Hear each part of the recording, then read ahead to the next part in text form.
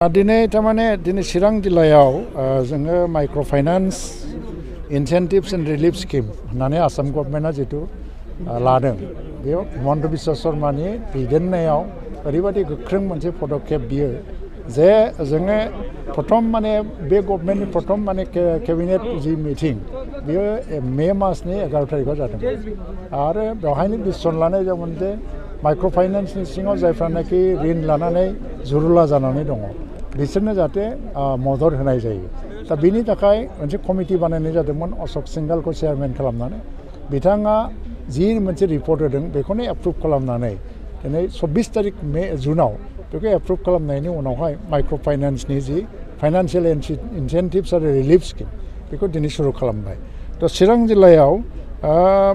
टारगेटआ दंमोन 10,000निबो बारा आरो दिनै चिरां डिस्ट्रिक्ट हिसाबै बाहाय 10,472 जन बेनिफिसियारि दङ आरो एप्रक्सिमेटलि प्राय माने दा 5,000सो मानसिफोरनो दिनैहाय लेंहरनानै चेकखौ राननाय जादों बाखि थानायफोरनो न'आव रानदों थ' बिनि दारैहाय जायफोर आइजोफोरा बायदिसिना जाहोनाव लन रिपेमेन्ट खालामनो हायैनि थाखाय न'खरनि रांखान्थिया प्राय माने गाज्रि जाबाय आरो जोबोद खस्थ' मोनबाय बिसोरखौ फुराफुरिबाबै माने लन मुक्त खालामनाय बे मोनसे थांखि फारसेथिं जायफ्रा दाबो लन होनो हायाखै खिन्थु होनो हागौ जुदि बिसोरो जुदि लनखौ गोख्रैनो होयोबा मोनसे दिन खालामनाय जादों थ' बे लनखौ बे समनि गेजेराव होयोबा बिसोरनो फाइनान्सियेल इनसेन्टिभ 25,000 थाखा लागै होनाय जागोन 25,000 थाखासिम थ' खायफा 10,000 मोननो हागौ सोरबा 12,000 मोननो हागौ सोरबा 25,000बो मोननो हागौ दा बे मोनसे इनसेन्टिभ्स होनाय जादों आरो जायफ्रा रेगुलार लन पेमेन्ट खालामो जे लनखौ होबाय थायो रेगुलारलि बिसोर खिन्थु आरोबाव लन मोननायनि मोनसे राहा थ' गासै राहाखौ जोबनानै हिनजावफोरनि आइजोफोरनि थांनानै थानायाव रांखान्थि बिथिङाव जाहाथे गोख्रों जायो बेखौ नोजोर होनानै दिनै बे आसनिफोरखौ लादों जेला दा गामिनि रांखान्थि बा आइजोफोरनि रांखान्थि जौगानायाव बे जोबोद मदद होयो माबायदि मावजानो लुगैयो आइजोफोरनि लन लानाय लनखौ मोजाङै बाहायनांगोन खारन दिनैहाय गुबैयै जों बर' आइजोफोरनि बाथ्राखौ जुदि बुङोबा जोङो सोलोंनांगोन गुबुन आइजोफोरनिफ्राय अन्ध्र प्रदेशआव माखासे आइजोफोरा दिनै गाइखेरनि बिजनेस खालामो आरो सोरबाया पल्ट्रि फार्म खालामो बिसोरो लननि थाखाखौ ओरैबायदि हिसाबजों बाहायो जे बेखौ जागारनाय लोंलागारनाय रंजानाय बाजानायाव बाहाया मालाबाबो जोंनाव मा नुयो सम बे हिनजावफ्राबो हौवाफ्राबो गभर्नमेन्टनि बबेबा लन थाबायनानै लन मोनोबा लन मोननायनि खुसिजों पार्टि जाग्रायलायनाय मोनसे कालचार दं जोंनाव बेफोरखौ गारनांगोन थ' जोङो मोजाङै बाहायनांगौ आरो जोङो हिसाबजों सोलिनांगौ गासिबो मानसियानो इक'नमिस्ट गाव गावनि जिबनाव गाव गावनि परियालाव बयबो अर्थनितिबिद जुदि गावनि रांखान्थि अबस्थाखौ गाव जुदि बुजियो आरो बेसेबां बाहायनांगौ माबोरै सोलिनांगौ बेखौ बुजिनो हायोबानो अर्थनितिबिद जायो रांखान्थिबिद जायो थ' ओंखायनो आइजोफोराबो बे बिथिङाव गोख्रों आवगायनांगौ आरो गोसोआव खुनु लोरबां जानो नाङा दिनै नुनो मोन्दों जे जायफोर लन लादों बिथांमोना गेलामाल दखानबो होदों आबादबो मावदों हौवाफ्रा जेखौ मावो हिनजावफ्राबो मावगासिनो दं थ' गासिबो बिथिङाव आवगायबोनांगौ आरो खोमसि फोथायनायखौ गारनांगौ आरो बेनिफ्राय लोगोसेयैनो मा जाहैबाय रांखान्थि बिथिङाव हौवाफ्रा जेखौ मावो हिनजावफ्रा बेखौ मावनो हाया होननाय साननाय जे लोरबां साननायफोरखौ जों गारनांगौ थ' बिदि आवगायबोयोबा जों दावगानो हायो नोंथांमोननि गभर्नमेन्ट जौगाखांनायनि थाखाय ना दाथ' माइक्र' फाइनान्सनि जे रिलिफ होनायनि खोथा दङ आरो बिनि अनगायैबो सोलोंथाइ बिथिङाव गोबां दङ आरो बिदिनो एन्टारप्रेनियरशिप बा उइभिं हेन्डलुम टेक्सटाइल सेक्टराव दिनै बिटिसिआव मोनसे एरि मिशन इन्डिनि मोनसे मिशनबो स्टार्ट खालामबाय फ्राय 300 कोटिनिफ्राय 400 कोटि इनभेस्टमेन्ट जागोन गभर्नमेन्ट अफ इन्डियानिफ्राय आरो आसाम गभर्नमेन्टनिफ्रायबो जोङो बे बिबानखौनो नायो जिहेतु थ' साफ्रोमबो जि दाग्रा आइजोफ्रा जाहाथे लाब जायो बेखौ नायनानै दा आसाम गभर्नमेन्टआ थांनाय बाजेटआव 100 कोटि थाखा होदों जोंनो जे बे 100 कोटि थाखाजों जोङो जोंनि आइजोफ्रा दानाय असमिया गामसा बर'नि आर'नाइ राभाफोरनि फाजर बा मिसिंनि एकक बा गुबुन गुबुन बिदि गोदोनायाव लाग्रा गामसाफोरखौ बायनायनि मोनसे थांखि लादों थ' 100 कोटि थाखानि बे जिखौ बायगोन जेला अब्ला आर्ट फेडनि दारै बायनाय जागोन आरो आर्ट फेडआ बेखौ डाइरेक्टयै गामियाव जे बायग्रा मोनसे काउन्टार खुलिनानै जों दाग्रा आइजोफोरनिफ्रायनो डाइरेक्ट बायगोन बेनि दारै जि दागिरिफोरनो मदद होनो नाजानाय जादों कर'नानि समाव बिसोरनि रांखान्थि अबस्थाया जोबोद गाज्रि जादोंमोन लोगोसेयैनो जोङो माखासे जायगायाव जेनेबा क्लास्टार हेन्डलुम क्लास्टारबो बानायनाय जादों आरो बिटिआर ओनसोलाव थांनाय बाजेटआव फ्राय 2 कोटिनिबो बारा रांनि मोनसे हेन्डलुम मडेल भिलेज कक्लाबारियाव बानायनायनि मोनसे थांखिबो लाबाय जानो थांगासिनो दङ थिग बिदिनो बिटिसि ओनसोल आरो बिटिसि गभर्नमेन्ट आरो आसाम गभर्नमेन्ट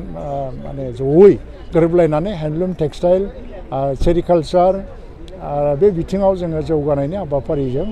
आइजोफोरखौ मदद होनायनि थाखाय जोङो हाबाफारि लागासिनो दं आइजोफोरनि थाखाय नोंथांमोना सहाय खालामदों आसाम सरकारनि चिफ मिनिस्टार हिमन्त बिश्व शर्मा बिथाङा इलेक्सनाव बुंदोंमोन जे जोंनि सरकार फैयोब्ला जोङो माइक्र' फाइनेन्सनि जायफोर लन लादों बिथांमोननि लनखौ सुख'नानै होगोन आरो दायो आसामाव 11 लाख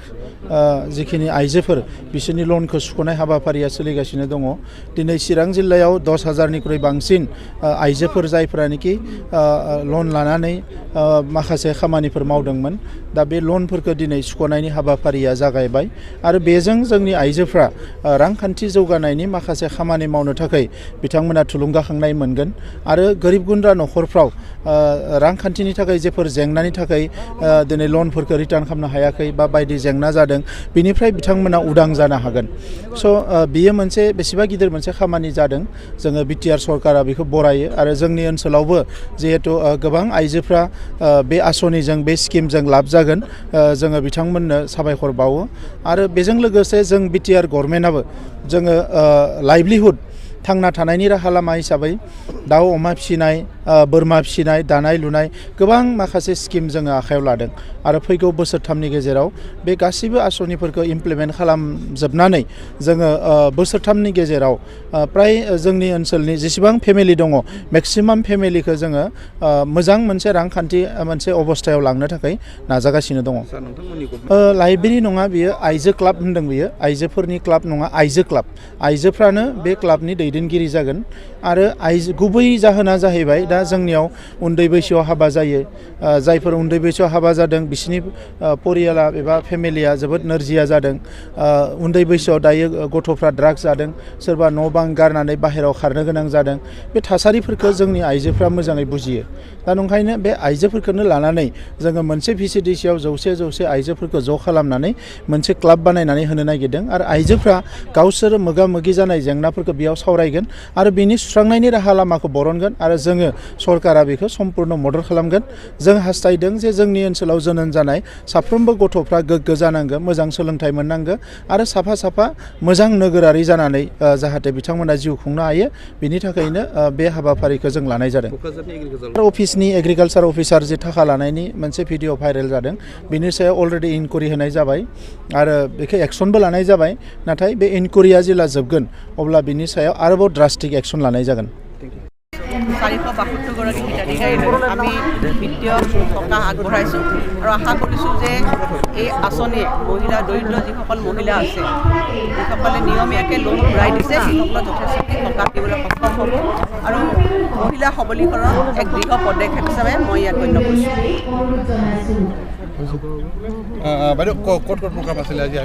আজি আমি বঙাইগাঁও জিলাত আছিলে বঙাইগাঁৱত আমি কৰিলোঁ তাতো প্ৰায় 39,000 মহিলাক ইয়াৰ জৰিয়তে আমি সামৰি লৈছোঁ প্ৰায় 49 কোটি টকা আৰু ইয়াত আজি আছিলে কাইলৈও আমাৰ বাক্সাত আছে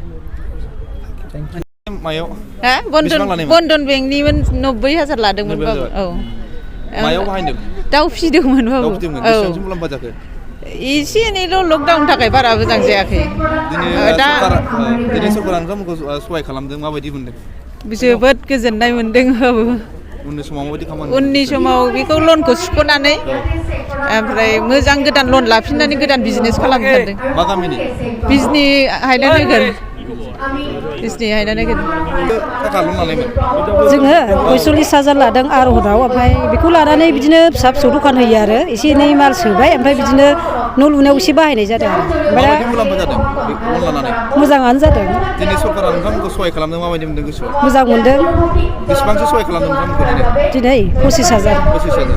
उननि समाव माबायदि खामानि मावनो गोसो जादों दा उननि समाव बेजोंनो दखाननि माल सोनानै दखान होनानै फेहेरनो सानदों आं मा गामियाव आंनि फैसाया 8,000ल'सै सुख'नांगौआ औ बांसिनानो सुख'खाबाय 45,000आव दा बेखौ सुख'नांला ओहो मा गामिमोनलाय जोंना 2 नं सालबारि औ 45,000 ক'ত কোৰ্চ কৰিছে এই আমাৰ ল'ৰা ছোৱালীবিলাকে কাম কৰি আছে আৰু তাৰ কাৰণে লৈছোঁ এলা ভালভাৱে পৰীক্ষা কৰি আছোঁ এতিয়া আপোনালোকে চৰকাৰে সহযোগ কৰিছে কি চৰকাৰ মেছেজ দিব এলা কি ক'ব লাগিব আমি তাইক নাজানো এই বেটা বেটি গিলানের কাৰণেহে হেৰি কৰা খাইছে এইগিলা নহয়তে উমিৰা চলি আছে মই খালি নিচুংহে মোৰ নামত এই ল'ৰাবিলাকে চলি আছে আৰু কাম ভাল পাইছোঁ আৰু ভাল লাগিছে আগতে মনে কেনেকুৱা কাম কৰিব আৰু এলা আহি যাব না এই ছোট মটো আমি কামগিলা কৰিম আমাৰ বহুত কিবা আছে ভাগ গাহৰি পালন হাঁহ কুকুৰা পালন ছাগল গৰু চবে আছে এলা কোনটা কৰিম এলা ঘৰত যালে আমাৰ এইগিলাখান হ'ব না নহয়তে আলোচনা তাৰ কাৰণে